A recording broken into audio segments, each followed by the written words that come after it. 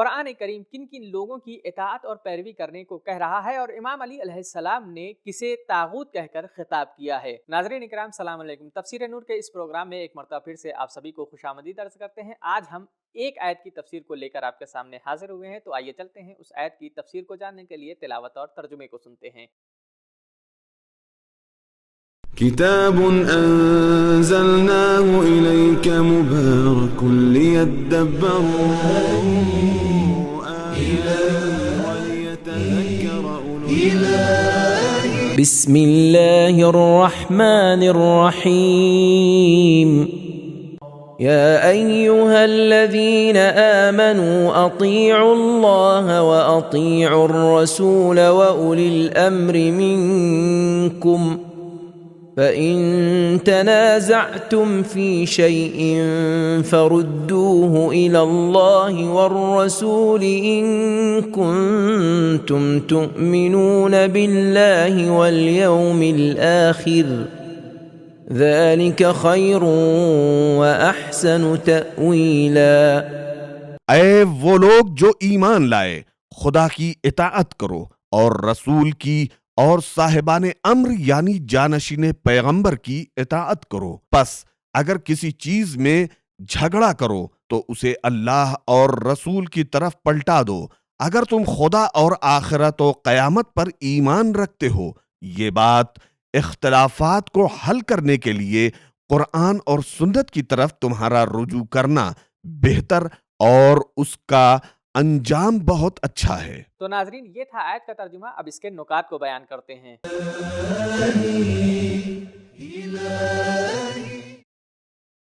نکات۔ اس سے پہلے والی آیت فیصلہ کرنے والے حاکموں کے بارے میں تھی کہ وہ فیصلہ کرتے وقت عدل و انصاف اور دیانتداری سے فیصلہ کریں۔ اس آیت میں خدا اور اس کے رسول کے سامنے لوگوں کی ذمہ داری بیان کرتے ہوئے بتایا جا رہا ہے کہ تین طرح کے مراجع خدا اور رسول اور اولی الامر کے ہوتے ہوئے لوگ کبھی پریشانی کا شکار نہیں ہوتے۔ اطاعت کے لیے ان تین مراجع کا ہونا قرآنی توحید کے قطعاً منافی نہیں ہے، کیونکہ پیغمبر صلی اللہ علیہ وآلہ وسلم اور اولی الامر کی اطاعت بھی گویا خدا کی اطاعت ہے، اور یہ اطاعت طول میں ہے، عرض میں نہیں، اور خدا کے حکم کے مطابق ان دونوں کی اطاعت لازمی اور ضروری ہے۔ تفسیر نمونہ میں حضرت ابن عباس سے روایت ہے کہ جب حضرت رسول خدا صلی اللہ علیہ وآلہ وسلم جنگ تبوک کی طرف جا رہے تھے اور حضرت علی علیہ السلام کو اپنی جگہ پر مدینے میں چھوڑ رہے تھے، تو اس وقت آپ صلی اللہ علیہ وآلہ وسلم نے جناب علی علیہ السلام سے فرمایا، انتا منی بمنزلت ہارون من موسیٰ، یعنی تم کو مجھ سے وہی نسبت ہے جو ہارون کو موسیٰ سے تھی۔ پس اس وقت یہ آیت نازل ہوئی۔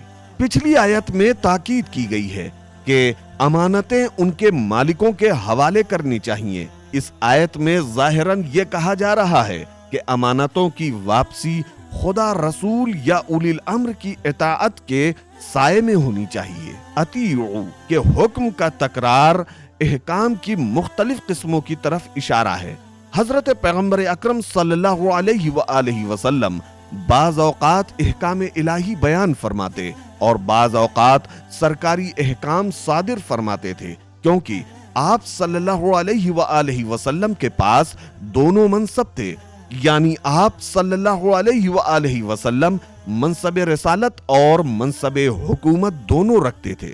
قرآن پاک میں بعض جگہوں پر پیغمبر اکرم صلی اللہ علیہ وآلہ وسلم سے خطاب میں فرمایا گیا، انزلنا الیک الذکر لتبین للناس ما نزل الیہم، جو کچھ ہم نے نازل کیا ہے اسے لوگوں کے لیے بیان کریں۔ سورہ نحل آیت نمبر 44۔ اور کبھی فرمایا لتحکم بین الناس بما اراک اللہ، لوگوں کے درمیان الہی قوانین کی بنیاد پر حکومت اور فیصلے کریں۔ سورہ نساء آیت نمبر 105۔ قرآن مجید مفسدین، اسراف اور بیجا خرچ کرنے والے، گمراہوں، جاہلوں اور جابروں وغیرہ کے بارے میں لا تطع اور لا تتبع کا حکم دیتا ہے، اس کا نتیجہ یہ نکلے گا کہ اطیعوا کے مصداق وہ لوگ ہوں گے جن کی اطاعت سے روکا نہیں گیا،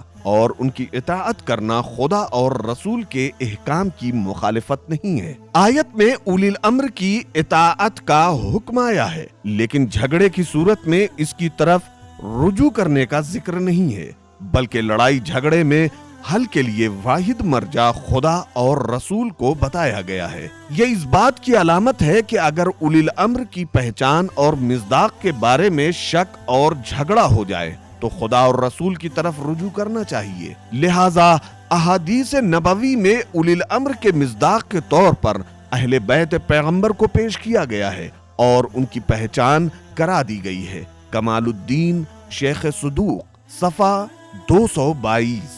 حسین بن ابی العلا کہتے ہیں، میں نے امام صادق علیہ السلام کے سامنے اوصیاء پیغمبر کے بارے میں اپنے عقیدے کا اظہار کیا اور یہ کہا کہ میں سمجھتا ہوں کہ ان کی اطاعت واجب ہے۔ امام علیہ السلام نے فرمایا، بالکل ایسا ہی ہے، یہی وہ ہیں جن کے بارے میں خدا تعالی نے فرمایا اطیعوا اللہ، یہ وہی ہیں جن کے بارے میں فرمایا انما ولیکم اللہ وہم راکعون۔ کافی جلد نمبر 1 صفحہ 187۔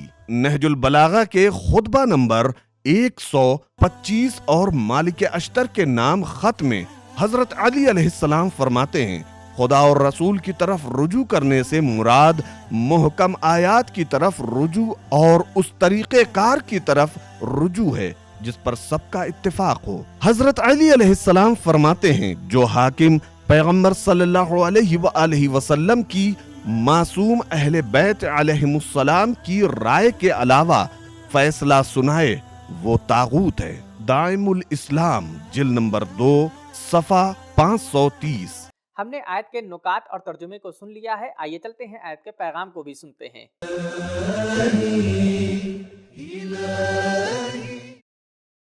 1. عوام الناس کی ذمہ داری ہے کہ وہ اسلامی نظام کو دل و جان سے قبول کریں اور الہی راہبروں اور پیشواؤں کی اپنے قول و عمل دونوں سے حمایت کریں۔ 2. اسلام ایک ایسا مکتب ہے جس کے عقائد اور اس کی سیاست آپس میں ملے ہوئے ہیں۔ رسول اور اولی الامر کی اطاعت جو کہ ایسا سیاسی مسئلہ ہے ایک طرف، اور دوسری طرف خدا و قیامت پر ایمان ہے جو کہ اعتقادی مسئلہ ہے، ایک دوسرے سے جڑے ہوئے ہیں۔ 3.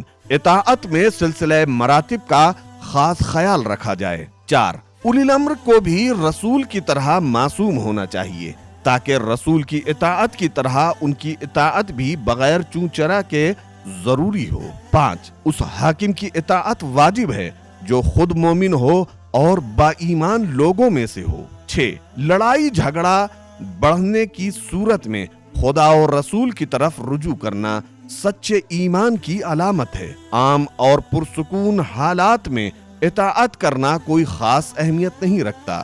7.